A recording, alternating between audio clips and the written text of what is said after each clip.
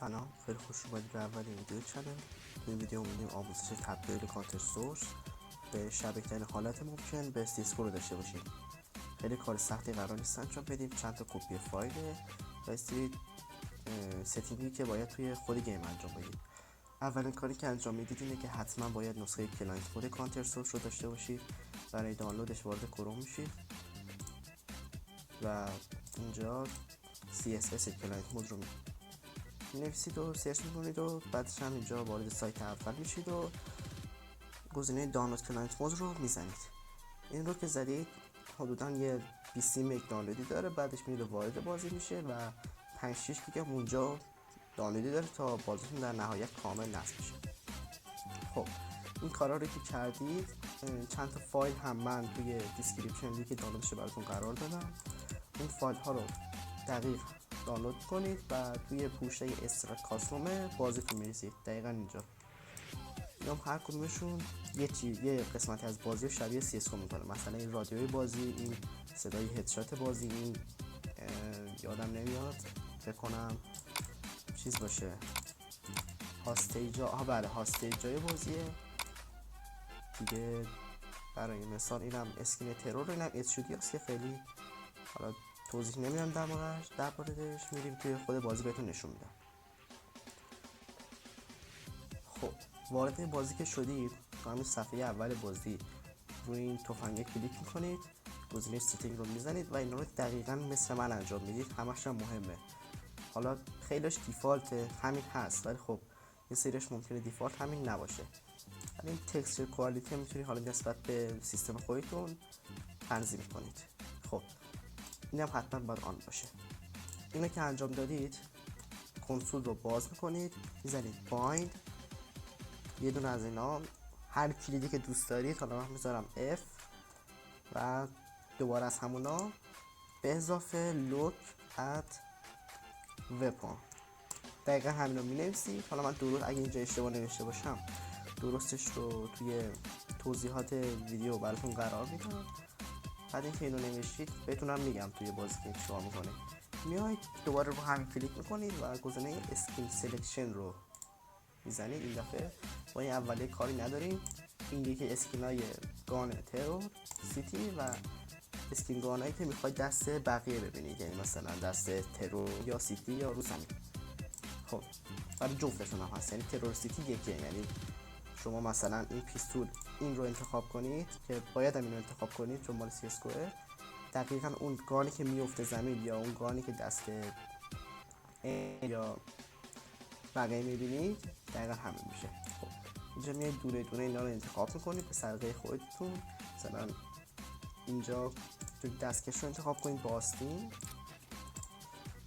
اینجا نایف ترور رو انتخاب میکنید. اینجا پیستولا رو باید دونه دونه بزنید روشون و مال CS:GO رو انتخاب کنید و دونه دونه این کارا رو انجام بدید تا اون آخر که دیگه برسید به اینا. این کارا رو دقیقاً برای سیتی هم انجام میدید. یه ذره زمان بره ولی خب آخر چیز خوبی در میاد. اینجا هم دقیقاً همون کارا رو انجام بدید و همین دیگه. با اینجا کاری نداریم. این قسمت هم به شدت مهمه که توی خود بازی بهتون میگم که چیکار میکنه. خب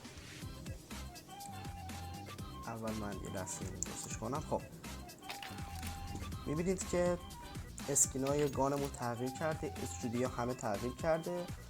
اون بالا مپ رو هم که ببینید، مینی مپ رو هم که ببینید، دقیقاً مثل CS:GO. ولی خب مینی مپ فقط برای داست 2 این شکلیه و مپ‌های دیگه دقیقاً دیفالت خود بازیه. یعنی دایر هست ولی خب داخلش مشکی نیست. خب استرو میزنید کلاینت مود که واسه به انتخاب خودتونه. فقط اینو روشن کنید. حالا این چیه؟ این اسنایپر اسکوپ بلور. مثلا وقتی من دارم راه میرم با اسنایپ میبینید که تار میشه و اونجایی که میخوام تیر نمیخوره. خورد نمیدونم چطوری، ولی خب اینو روشن کن، چیز خوبی. اینم که به انتخاب خودتون تنظیم کنید. خیلی ربطی به اون کاری که ما میخوایم بکنیم نداره. اینجا رادار اول عقیبینش میکنید، بعد بک‌گراند و سرکل رو روشن میکنید. اینو خاموش کنید ببینید که مربعی بشه، روشن کنید دایره‌ای میشه. هم کوچیک‌تره هم قشنگتره هم شبیه CSGO. خب GUI اینجا هم اینا خیلی ربطی نداره به تبدیل کردن بازی به CSGO، ولی خب چیز خوبیه.